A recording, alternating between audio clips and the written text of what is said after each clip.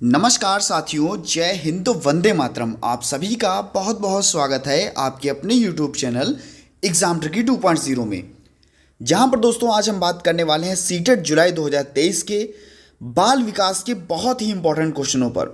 ये ऐसे प्रश्न हैं जो पेपर में पूछे गए हैं और आपको पेपर में देखने को भी मिल सकते हैं।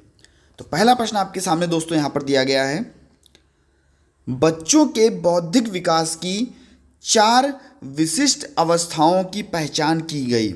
यानी कि बौद्धिक विकास की 4 विशिष्ट अवस्थाएं किसने बताई? एरिक्सन द्वारा, पियाजे द्वारा, कोहलबर्ग द्वारा या स्किनर द्वारा? तो अगर हम बात करें 4 विशिष्ट अवस्थाओं की पहचान, तो वो भैया बताई थी जीन पियाजे जी ने। यहाँ पर आपका बी ऑप्शन सही हो जाएगा। अगर हम बात करें जीन पियाजे जी ने कौन सा सिद्धांत दिया, तो भैया ये दिया था इन्होंने संज्ञानात्मक विकास का सिद्धांत। अगर हम बात कर ले यहाँ पर एरिक एरिक्सन जी ने, तो इन्होंने भैया अपना मनोसामाजिक विकास का सिद्धांत दिया, मनोसामाजिक विकास का सिद्धांत दिया, और इन्होंने अपने इस सिद्धांत में 8 अवस्थाएं बताई। ठीक है, पियाजे जी ने 4 अवस्थाएं बताई थी और एरिक्सन जी ने 8 अवस्थाएं बताई थी। यहाँ पर आपका बी ऑप्शन जो है वो बिल्कुल सही हो जाएगा। चैनल पर नए थे, सब्सक्राइब करने के बाद में बेल आइकन में ऑल का ऑप्शन प्रेस कर लीजिएगा और सभी मित्रों तक एक बार वीडियो को जरूर शेयर कर दीजिएगा। वह कौन सा स्थान है जहाँ बच्चे के संज्ञानात्मक विकास को सबसे बेहतर तरीके से परिभाषित किया जा सकता है? बच्चे के संज्ञानात्मक विकास को सबसे बेहतर तरीके से परिभाषित किया जा सकता है। बात हो रही संज्ञानात्मक विकास की, अभी मैंने आपको बताया जीन पियाजे जी के द्वारा दिया गया। जहां पर बात होती है माइंड की, बात होती है आपके मस्तिष्क की, तो भैया जब भी बात आए ऐसे प्रश्न की संज्ञानात्मक विकास को कहां पर सबसे बेहतर परिभाषित किया जा सकता है, तो वो आपका होगा विद्यालय तथा कक्षा पर्यावरण। विद्यालय तथा कक्षा पर्यावरण। और कभी भी अगर बात आए कि जो आपका ये खेल का मैदान है, इसको सबसे ज़्यादा हम खेल के मैदान, तो यहाँ पर भैया खेल के मैदान में हम बच्चे के सामाजिक विकास को हम परिभाषित कर सकते हैं बेहतर। तो खेल के मैदान में हम बच्चे के सामाजिक विकास को बेहतर परिभाषित कर सकते हैं और संज्ञानात्मक विकास में हम बच्चे जो परिभाषित करेंगे विद्यालय और पर्यावरण में। तो दोस्तों यहाँ पर आपका ए ऑप्शन जो है वो बिल्कुल सही हो जाएगा। नेक्स्ट अगर हम बात कर लेते हैं, अगर आपको टेलीग्राम ग्रुप ज्वाइन करना है एग्जाम ट्रिकी 2.0, आप टेलीग्राम पर जाकर सर्च कर सकते हैं और टेलीग्राम ग्रुप को भी ज्वाइन कर सकते हैं। वीडियो अच्छी लगे तो वीडियो को लाइक करना ना भूलिएगा। सीखने के अंतर्दृष्टि सिद्धांत को किसने बढ़ावा दिया? सीखने का अंतर्दृष्टि का सिद्धांत, इसको किसने बढ़ावा दिया? बात हो रही दोस्तों इनसाइड थ्योरी की, और आप सभी को पता है कि इनसाइड थ्योरी किसने दी थी, तो वो दी थी भैया कोहलर जी ने। और कोहलर कौन थे? एक गेस्टाल्टवादी सिद्धांत के अंतर्गत आते थे। तो यहाँ पर आपका बी ऑप्शन जो है बिल्कुल सही हो जाएगा। अगर हम गेस्टाल्टवादियों की बात करें तो कोहलर, कोफ्का और वर्दीमर का नाम आता है आपके गेस्टाल्टवादी सिद्धांतों में। गेस्टाल्टवाद का उदय अगर बात की जाए तो भैया 1912 में गेस्टाल्टवाद का उदय हुआ, जिसको हम समग्रवाद के नाम से भी जानते हैं। तो यहाँ पर आपका बी ऑप्शन जो है वो बिल्कुल सही हो जाएगा। सीखने का अंतर्दृष्टि का सिद्धांत किसने बढ़ावा दिया? तो वो गेस्टाल्टवादी सिद्धांतियों ने इसको बढ़ावा दिया। आपका बी ऑप्शन जो है वो बिल्कुल सही हो जाएगा। नेक्स्ट हम बात करते हैं, निम्न में से कौन सा सिद्धांत बुद्धिमान बच्चे का लक्षण नहीं है? यानी कि इसमें से कौन सा ऐसा ऑप्शन है जो बुद्धिमान बच्चे का लक्षण नहीं है? सीटेट आपको नहीं देकर के फंसा देता है और आंसर आपसे गलत करवा लेता है। तो आपकी बार आपको बिल्कुल भी नहीं पर ध्यान नहीं देना है और सही से जहां पर भी नहीं आपको मिलेगा उसको आपको अंडरलाइन कर लेना है। बुद्धिमान बच्चे का लक्षण नहीं है। देखिए बुद्धिमान बच्चे का लक्षण कौन सा नहीं है, देखते हैं। वह जो अमूर्त रूप से सोचता है, बिल्कुल अमूर्त रूप से अगर सोचता है तो बिल्कुल बच्चा बुद्धिमान है, क्योंकि वो अमूर्त संकल्पनाओं को बढ़ावा दे रहा है। नेक्स्ट हम बात करते हैं, एक नए परिवेश में स्वयं को समायोजित कर सकता है। बिल्कुल, कोई भी नया परिवेश है, कोई भी क्वेश्चंस उससे नए पूछे जा रहे हैं, कोई भी एक नया समाज है, परिवेश है, उसमें बच्चा स्वयं को समायोजित कर रहा है। तो बिल्कुल दोस्तों, एक बुद्धिमान बच्चा है वो, बिल्कुल आपका सही हो जाएगा। वह बच्चे जो लंबे निबंध हैं उनको बहुत ही जल्दी रटने की क्षमता रखता हो। अगर हम बात करें रटने की, तो ये आपका जाता है बच्चे के निगेटिव सेंस में, और कभी भी एनसीएफ भी इसको बढ़ावा नहीं देता है।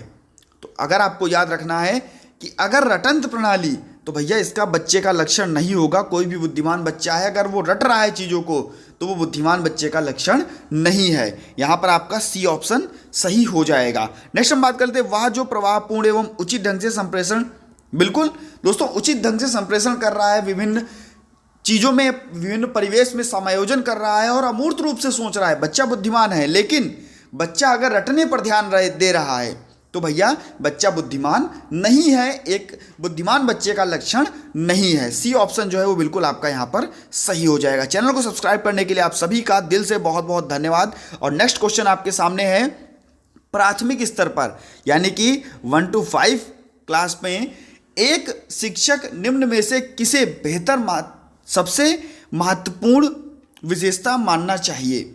यानी कि प्राथमिक स्तर पर एक शिक्षक में निम्न में से किसे सबसे महत्वपूर्ण विशेषता मानना चाहिए। सबसे महत्वपूर्ण विशेषता की बात की जा रही, शिक्षक को प्राथमिक स्तर पर सबसे महत्वपूर्ण कौन सी विशेषताएं यहाँ पर माननी चाहिए। शिक्षण पद्धतियों और विषयों के ज्ञान में दक्षता, बिल्कुल हो सकता है।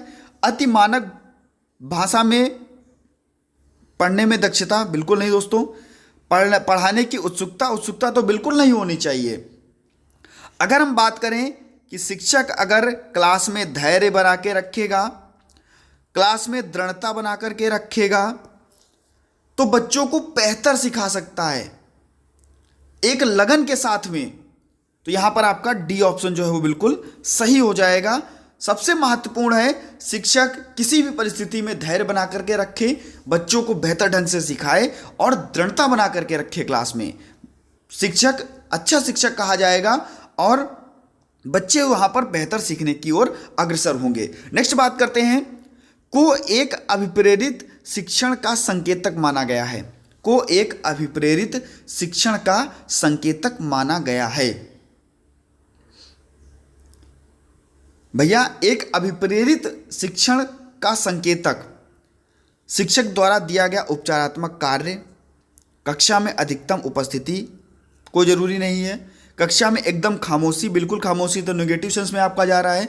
अगर हम बात करें विद्यार्थियों के द्वारा प्रश्न पूछना, तो भैया विद्यार्थी जब भी प्रश्न पूछेंगे तब विद्यार्थी और ज़्यादा आगे बढ़ने के लिए प्रेरित होंगे। और शिक्षण का मुख्य संकेतक विद्यार्थियों द्वारा प्रश्न पूछना यहाँ पर माना जाएगा। डी ऑप्शन जो है वो बिल्कुल सही हो जाएगा। नेक्स्ट अगर हम बात कर लेते हैं नेक्स्ट क्वेश्चन की, बच्चों के सीखने की प्रक्रिया में माता पिता की भूमिका। देखिए पहले क्या होता था, आप सभी को पता है कि बच्चे को देखते थे, अगर कोई भी गलती की तो बच्चे को क्या पीट दिया गया, मार कंटाप सही कर दिया गया बच्चे को, ठीक है। लेकिन अब क्या किया जाता है, जब से भैया एनसीएफ आपका आया तब से ना कोई भी टीचर मारेगा और ना ही कोई भी पेरेंट्स बच्चे को मारेगा। बच्चे को आगे रखना है, यानी कि बच्चे का विकास अगर करना है तो हमें बालक को सर्वोपरि मानना पड़ेगा। और बालक को अगर सर्वोपरि मानना पड़ेगा तो बच्चे को हम आगे से आगे रह कर के बच्चे आप ये कर सकते हो, बालक आप ये कर सकते हो, आप अगर इसको करोगे तो ऐसा हो जाएगा। तो बच्चे को हमको आगे रखना है, तो हमको एक माता पिता की अगर भूमिका निभानी है तो बच्चे को अग्रोन्मुखी रखना होगा, आगे रखना होगा, तभी बच्चा अच्छे से सीख पाएगा। तो ए ऑप्शन के साथ में हम चलते हैं। ए ऑप्शन जो है बिल्कुल सही हो जाएगा। नकारात्मक तो बिल्कुल नहीं, सहानुभूति नहीं दिखानी है, तटस्थ नहीं करना है बच्चे को। ए ऑप्शन के साथ में यहाँ पर सीटेड आपका सही करेगा। नेक्स्ट हम बात करते हैं, हमेशा डिसलेक्सिया, डिस्ग्राफिया, डिस्कैल्कुलिया, यहाँ से क्वेश्चन कोई भी टीटी का एग्जाम हो, सीटेट हो चाहे आपका यूपी टेट हो, कोई भी अगर आप रीट का भी एग्जाम देने जा रहे हो तो एक प्रश्न यहाँ से बनता जरूर है। डिसलेक्सिया किससे संबंधित है? अगर बात करें भैया डिसलेक्सिया, तो आप कहोगे सर पठन विकार से संबंधित क्या है, डिसलेक्सिया। अगर गणितीय विकार से तो कहोगे भैया डिसकैलकुलिया। ठीक है, अगर आपसे कहेगा भैया लिखने संबंधी तो आप कहोगे डिसग्राफिया। तो आप लोग समझ गए होंगे दोस्तों, यहाँ पर मैंने तीनों चीज़ें आपको बता दी। यहाँ पर आपका डिसलेक्सिया के अनुसार पठन विकार आपका सही हो जाएगा, सी ऑप्शन बिल्कुल सही हो जाएगा। नेक्स्ट हम बात कर लेते हैं, निम्न में से कौन सा शिक्षार्थियों में सृजनात्मकता का पोषण करता है। सृजनात्मकता यानी कि क्रिएटिविटी को बढ़ाता है, क्रिएटिविटी का पोषण करता है। बात करते हैं प्रत्येक विद्यार्थियों की अंतर्जात प्रतिभाओं का पोषण करने के अवसर उपलब्ध कराना। जब भी बात करें पॉजिटिव सेंस की तो एक अवसर उपलब्ध कराना पॉजिटिव सेंस होता है, और हम इसको बिना देखे आंसर मार सकते हैं, आंसर लगा सकते हैं। आगे भी हम पढ़ लेते हैं, विद्यार्थी के जीवन में उपलब्धि के लक्ष्यों पर बल देना आपका नेगेटिव सेंस में जाता है, आपका आंसर गलत। कोचिंग कराना ये भी आपका नेगेटिव सेंस में जाता है, ये भी आपका गलत।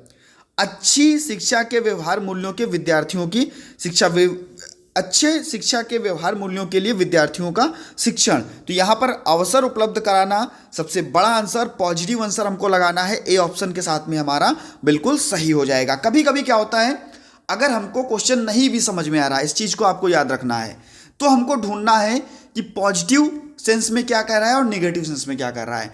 अगर पॉजिटिव सेंस में हम आंसर को लगाते हैं तो भैया सबसे बड़ा आंसर, बेहतर आंसर और पॉजिटिव आंसर आपका सही होता है, ए ऑप्शन के साथ में चलेंगे, आपका सही हो जाएगा। नेक्स्ट हम बात करते हैं, रेखा अक्सर घर में ज़्यादा बात नहीं करती। रेखा जो है वो घर में बहुत ज़्यादा बात नहीं करती, लेकिन विद्यालय में काफ़ी बात करती है, यानी कि विद्यालय में अपने सभी मित्रों के साथ में, अपने टीचर्स के साथ में अच्छे से ज़्यादा बात करती है। ये क्या दर्शाता है, शिक्षकों की मांग होती है कि बच्चे विद्यालय में खूब बात करें, बिल्कुल ऐसा दोस्तों नहीं है। ऐसी कोई भी मांग नहीं होती है कि विद्यार्थी जो है वो खूब बात करें विद्यालय में। विद्यालय हर समय बच्चों को खूब बात करने का अवसर देता है, बिल्कुल नहीं दोस्तों, खूब बात करने का अवसर नहीं देता है विद्यालय कभी भी। यहाँ पर अवसर देना भी आपका निगेटिव सेंस में जाएगा, क्योंकि यहाँ पर खूब बात करने की बात हो रही है, खूब बात, बहुत ज़्यादा बात करने के अवसर, यहाँ पर आपका जो है वो ये भी सही नहीं होगा। उसके विचारों को विद्यालय में मान्यता मिलती है। जो भी रेखा के विचार हैं, हो सकता हो कि रेखा अपने घर में अपने माता पिता से, अपने भाई बहनों से ज़्यादा बात ना करती हो, क्योंकि उसके विचार वहाँ पर ना सुने जाते हों, या जो भी बात करती हो उस पर उसके जो घर वाले वो हंस देते हों, या उसकी बात को अहमियत ना देते हों, इसलिए वहाँ पर रेखा ज़्यादा ना बोलती हो। लेकिन विद्यालय में सभी बच्चे एक समान है, सभी की बात को, विचार को ध्यान में रखा जाता है और सभी की बातों को सुना जाता है, तो उसके विचारों को विद्यालय में मान्यता मिलती है, इसलिए रेखा जो है वो विद्यालय में ज़्यादा बात करती है। तो यहाँ पर आपका सी ऑप्शन जो है वो बिल्कुल सही हो जाएगा। रेखा को अपना घर बिल्कुल पसंद नहीं है, तो ऐसा नहीं हो सकता है, क्योंकि रेखा बात तो कर रही है। यहाँ पर सी ऑप्शन के साथ में जाएंगे, पॉजिटिव आंसर, अच्छा आंसर। नेक्स्ट हम बात करते हैं पियाजे के अनुसार, जीन पियाजे की 4 अवस्थाएं, अभी आपकी बात हुई थी और बात हो रही थी कि संज्ञानात्मक विकास का सिद्धांत, तो आप कहोगे सर जीन पियाजे ने दिया। बात करते हैं, निम्नलिखित में से कौन सी अवस्था में बच्चा अमूर्त संकल्पनाओं के विषय में तार्किक चिंतन करता है।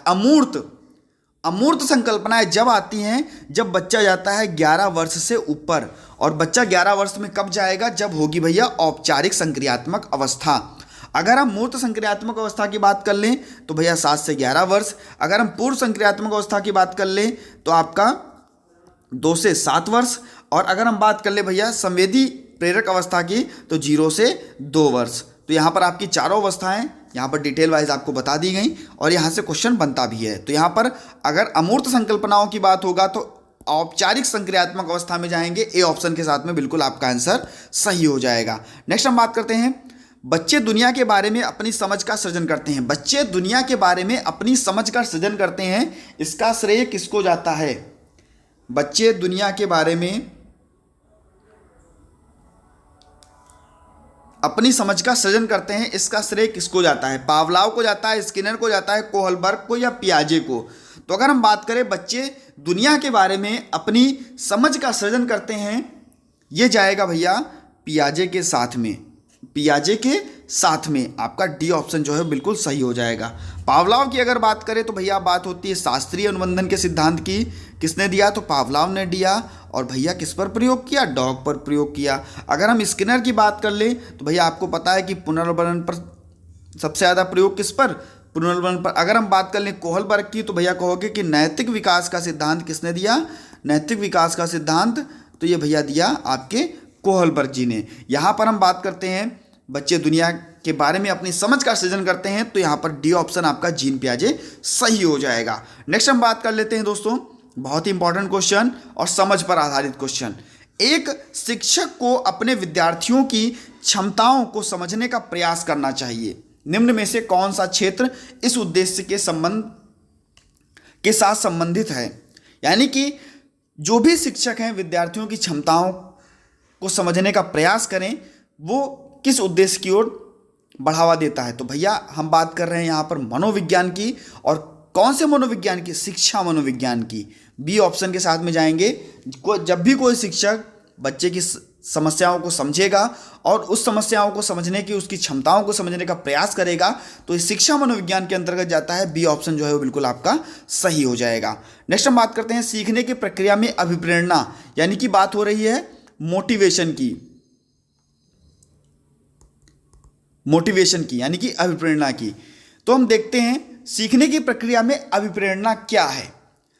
पिछले सीखे हुए ज्ञान को नए अधिगम से अलग करती है? बिल्कुल नहीं दोस्तों। मोटिवेशन क्या है? हमको कोई भी अगर कार्य हम नहीं कर पा रहे हैं, कहीं पर हम फेल होकर के बैठे हैं और हमको कहीं से मोटिवेशन मिलता है, तो उस कार्य को करने के प्रति हमारी रुचि बढ़ती है, और रुचि बढ़ती है तब हम उस कार्य को और बेहतर ढंग से करते हैं। तो यहाँ पर हम देख सकते हैं कि विद्यार्थियों को एक दिशा में सोचने के योग्य बनाती? बिल्कुल नहीं। विद्यार्थियों में सीखने के प्रति रुचि का विकास करती है क्या? मोटिवेशन यानी कि अभिप्रेरणा। तो यहाँ पर सी ऑप्शन जो है वो बिल्कुल आपका सही हो जाएगा। स्मरण शक्ति को बेहतर बनाती है? बिल्कुल नहीं दोस्तों, ऐसा बिल्कुल नहीं है। तो यहाँ पर सी ऑप्शन आपका बिल्कुल सही हो जाएगा। नेक्स्ट हम बात करते हैं, और इस वीडियो का लास्ट क्वेश्चन है दोस्तों ये। शिक्षा के क्षेत्र में पाठ्यचर्या शब्दावली की ओर संकेत करती है। पाठ्यचर्या शब्दावली की ओर संकेत करती है। शिक्षण पद्धति एवं पढ़ाई जाने वाली विषय वस्तु, कक्षा में प्रयुक्त की जाने वाली पाठ्य सामग्री, या पाठ्यचर्या क्या होती है कि प्रत्येक दिन संपूर्ण कार्यक्रम विद्यालय में बनाया जाए और उस कार्यक्रम के अनुसार बच्चों को नए नए अवसर, नए नए अनुभव प्रदान किए जाएं। तो यहाँ पर सी ऑप्शन के साथ में हम चलेंगे। सी ऑप्शन बिल्कुल आपका सही हो जाएगा। दोस्तों कैसा लगा आपको वीडियो जरूर बताइएगा। आप सभी ने वीडियो को वॉच किया, वीडियो को देखा, बहुत बहुत धन्यवाद आप सभी का। मिलता हूं दोस्तों नेक्स्ट वीडियो में नई जानकारी के साथ। चैनल पर नए थे सब्सक्राइब करना ना भूलिएगा और सभी मित्रों तक एक बार वीडियो को जरूर शेयर कर दीजिएगा। धन्यवाद।